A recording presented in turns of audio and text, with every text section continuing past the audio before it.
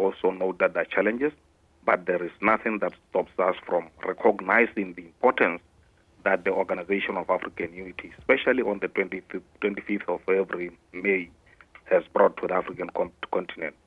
In doing this, we celebrate all the achievements that we have gained in development, our freedom, which is very vital, as I've said, economic development as well, and the cultural diversity of Africa, and how unique it is, and which is what makes Africa unique in itself. But as we also celebrate, we have admitted to ourselves that in every life there are challenges that one faces, and as a continent we still face those challenges. So as we celebrate, we also give ourselves an opportunity to reflect, and also try to, upon reflection, come up with ways as to what we can do to really try to address the challenges that we face. As we have already committed and vowed to ourselves, we are keen to find African solutions to African problems. Ambassador Boang, you've said so much about the history regarding this particular day. Are Africans aware of it? Are they celebrating it? Are they honoring it? Do they understand what it is?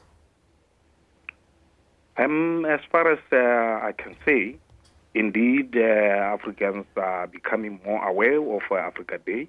Last year in Botswana, for instance, we celebrated Africa Day with all the diplomatic missions that are based in Gaborone and accredited to the Republic of Botswana. This, of course, being a collaboration by the Ministry of Foreign Affairs with the international organizations that are African embassies and missions that are resident in Botswana. As well, during this day, we had also invited the private sector, members of civil society, academia, and everybody across the board to try to really make it an Africa Day rather than just an official event. So indeed, we can still do more to bring this to the attention of every African, perhaps because of the challenges that people have to grapple with in everyday life. This has not been well publicized, but we took cognizance of the importance of celebrating Africa Day. And last year in Botswana, this was indeed celebrated with all the countries accredited to Botswana, showcasing their successes and their cultures in particular, which is very, very vital in every sphere of life. Ambassador, educate an African fit for the 21st century, building resilient education systems for increased access to inclusive, lifelong, quality and relevant learning in Africa. That's the theme for this year. Yes. What can we say about it? How does it speak to what is currently ongoing on the continent? On the 18th to the 19th of February this year, 2023, the 36th ordinary session of the Assembly of the Union decided that that would be the theme for this celebratory year. The main objective of the theme basically is to ensure that we establish more resilient systems. This was in the advent of the COVID-19 pandemic and the challenges that it brought. Specifically, the intention is to have responsive education, science and technology establishments, and innovation as well, because it is very vital that as we move along, we are not left behind. The education is the foundation, and as everybody will always say, it's an equalizer for everybody in society. Science is very important. Technology, innovation, these are crucial elements that Africa cannot be left behind on. So we are saying through the heads of state and government that education is indeed a basic human right. And therefore, we find this pretty much as well in line with the priorities of Vision 2036 of the Republic of Botswana and beyond. So yes, it is going to be very crucial that we have an African educated enough to be able to be productive, to be able to cater for themselves, and as well compete internationally. So that is the idea behind the theme for this year.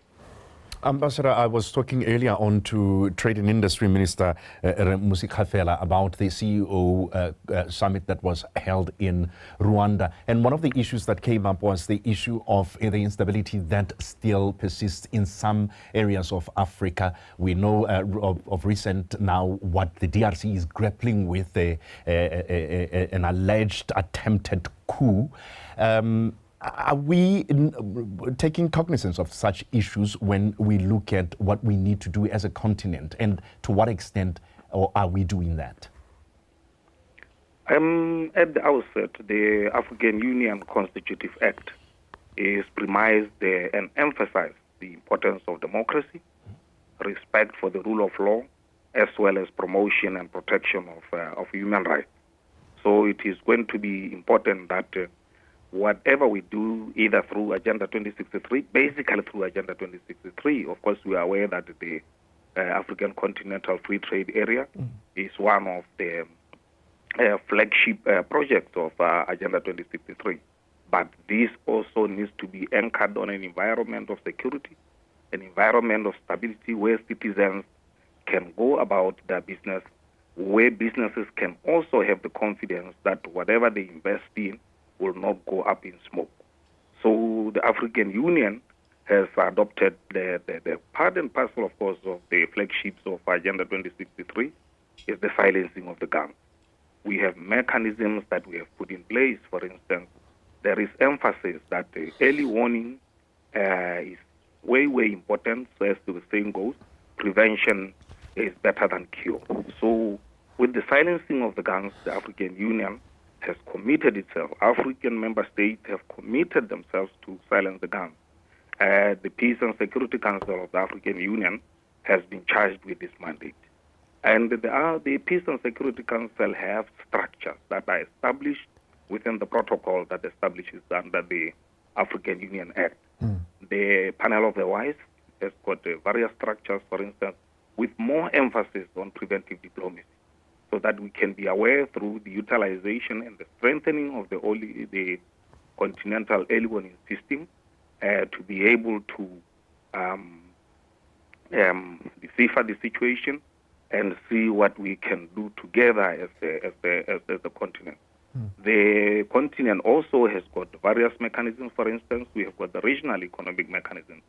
Speaking of the DRC, you are well aware that SADC is fully seized of the situation there and has also committed to establish the SADC mission in the DRC. Consequent to that, the region approached the AU Peace and Security Council so that we can have the support of the Peace and Security Council, both logistically, materially, and of course, in terms of principle. So the Peace and Security Council has endorsed the deployment of the SAM DRC in the eastern part of the DRC. So these are concrete measures that we are trying to utilize. And of course, there is the African Peace Fund under the African Peace and Security Architecture, which also we're utilizing in partnership with other collaborators, the United Nations. We are members of the United Nations, of course, but certainly through the AU Peace Fund, the United Nations, even as we are members of member states, is also a partner. Other organizations, for instance, we have a standing mechanism with the European Union and other partners such as the United States, for instance, to really be practical and be able to implement the master roadmap on practical steps to silence the guns. So these are life issues that we believe if we work together from the region, the sub-region, as SADC or ECOWAS, and working with the AU Peace and Security Council, we can go further. Botswana is a member of the Peace and Security Council as we speak, and we are going to be fully supporting all these efforts, bringing forth what experience, what comparative advantage we believe we can bring onto the table to really silence the guns so that we can effectively implement the core of what I consider to be the flagship of Agenda 2063, being the coming into being an operationalization of the African Continental Free Trade Area. Ambassador Boang, We're going to have to leave it there because we've run out of time, but it's always a pleasure speaking to you. Thank you so much for speaking to us on the Daybreak. All right. Thank you, Dad. All right, that's where we're going to have to leave it. We're going to take a quick break. When we come back, I say goodbye to you.